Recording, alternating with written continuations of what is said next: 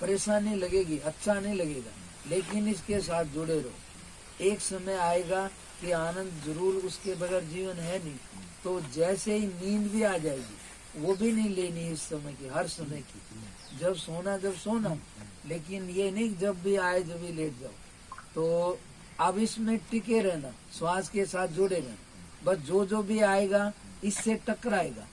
यदि तुम श्वास के उसके साथ चले गए तो श्वास छूट जाएगा, और उस तरफ ख्याल नहीं किया, श्वास पर जुड़े रहे, तो वो श्वास से टकरा करके वो चीज चले जाएगी। और एक समय जैसे ही सब चीजें हटेंगी, कभी ज्यादा लगेगी, कभी कम, फिर एक समय बिल्कुल ऐसा भी हो जाएगा कि पता ही नहीं लग रहा सांस चल रहा है, बहुत सूक्ष्म हो जाएगा, जैसा भी, कभी लंबा।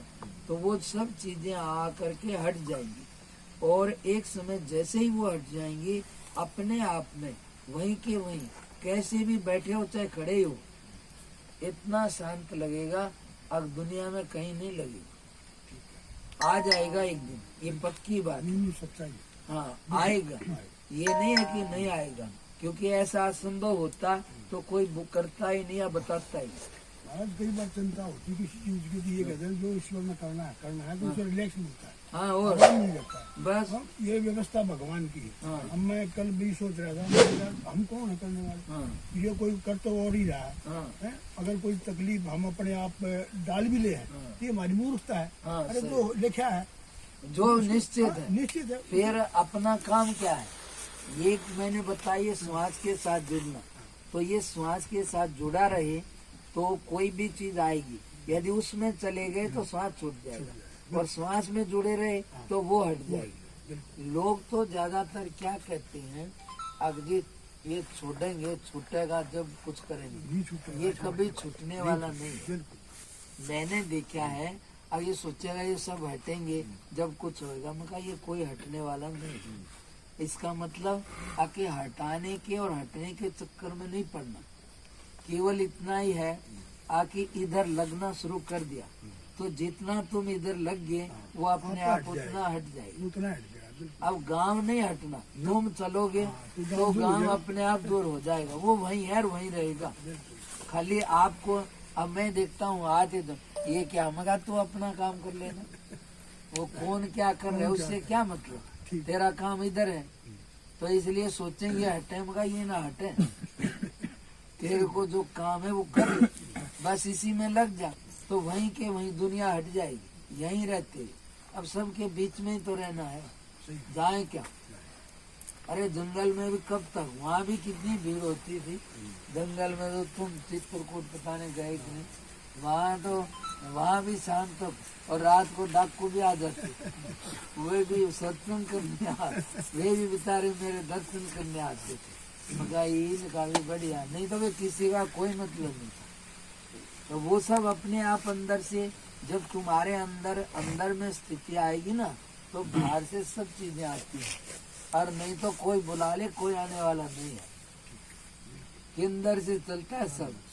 मैं किसी को नहीं कभी बुलाता, फिर भी वहाँ इतनी भीड़ हो जाती है सब जगह, और ये तो प्रचार करने जब कोई नहीं आता, यहाँ तो वो अंदर से सब चलता है। कहीं भी कोई चीज आएगी तो परमात्मा की विभूति है, वो जहाँ भी उसकी एक किरण कहीं आ गई तो पीछे पीछे तो सब कुछ चला आएगा। ये कोई हमने सोचा भी नहीं कभी, इनमें हमारा इंटरेस्ट नहीं जरा सा भी, लेकिन फिर भी वो भगवान की मर्जी होगा निमित्त। जबकि इससे तो मैं सोच रहा मैं गई झंझट में नहीं पड़ूंगा। मैं कहा वो कोई भी है, कभी किसी का कुछ ये नहीं आया, ये काम अब से काफी दिन पहले हो लेकिन जाता। महाराज एक बात और है ना, जहाँ जहाँ आपने ये स्तंभ करे, हाँ, वहाँ से आपका कोई लगाव थोड़ा, वो तो है, यहाँ भी नहीं होगा, तो अभी आप भी- इसमें निर्लेप है। लेकिन इसके पीछे आप ये भी देखो ना, ये हजारों लाखों जो जुड़ गए दिन रात, जो यहाँ कीर्तन भजन करेंगे, वो भी तो बहुत ये लंबा है। उसी की वो है। नहीं तो मैं जो अपनी बता रहा हूँ, मेरा इनमें इंटरेस्ट मैं नहीं। मानता हूँ जी इंटरेस्ट नहीं है, लेकिन आपको निमित्त बना के और पब्लिक का वो होता है कुछ भी। अभी भी मैं वहाँ था, गंगा किनारे रहा, तो वो एक ही दिन में उस गांव में गया था, और वो पूरा गांव रात को ही हाजिर हो रहा था, महाराज कीर्तन सब बेचारे आप ये देखो, हर घर से ले लो, हाँ, सब ताला बंद करके आ रहे थे। पूरा गांव खाली था। निजामपुर का ले लो, निजामपुर में देखो जंगलों में वो हाँ। गंगा किनारे है। और ये सब उसकी उससे तो मैं यही देखता, लेकिन मैं क्या सोच रहा था, मैंने यार फालतू की झंझट, अभी ये क्या करेंगे, इसने ये नहीं करा, मेरे को ये नहीं दिया जी, इसे नहीं आए जी, हमारा ये हो गया जी। मैं कहा भैया कोई कमी नहीं आती, मैंने देखा है, कभी मैं कुछ कहता नहीं किसी को, पर फिर भी ये बोले।